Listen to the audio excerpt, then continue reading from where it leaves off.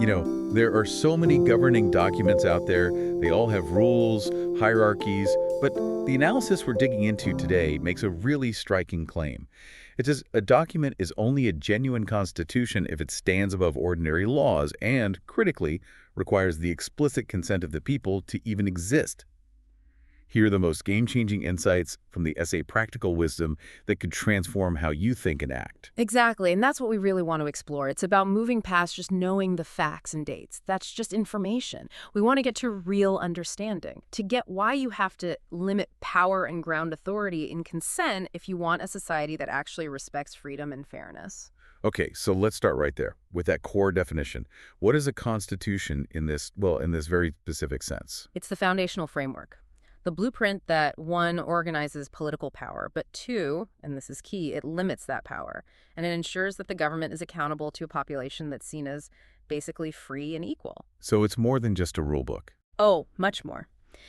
It has to be what the essay calls the first and fundamental law. That means it sets the absolute limits on all delegated authority. It doesn't matter if it's a president or a parliament. Their power stops where the Constitution says it stops. It stands completely above regular legislation. I have to ask, though, what about a really popular dictatorship?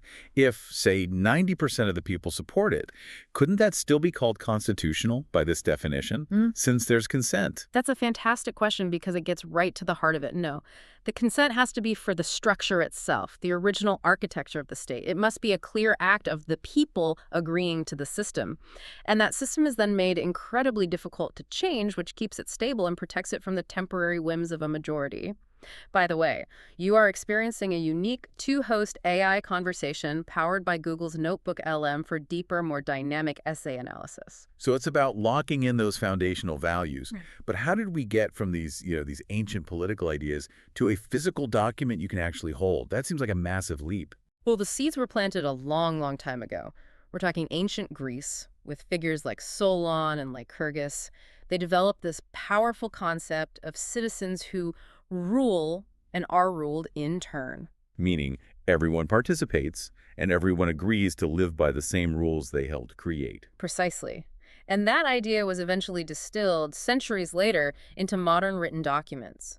Things like the Massachusetts Constitution of 1780. Right, which explicitly laid out things like the separation of powers. Yes, and that's the translation process. Constitutional design is where abstract values, liberty, fairness get turned into real functioning institutions, like elections, independent courts, and bills of rights. It's how you make those values stick. And as a reminder, you can check out Mindful Moments, our YouTube channel offering AI analysis, summaries, and critiques. It's all there to inspire reflection and rational thought. So if the goal is turning those values into institutions, what's the real measure of success? Is it just having a government that doesn't fall apart? Not at all. The real test isn't just that the structure exists and is stable. The question is, does it actually secure universal human rights? Does it create real civic equality for everyone? Not just for some people. Not just for some.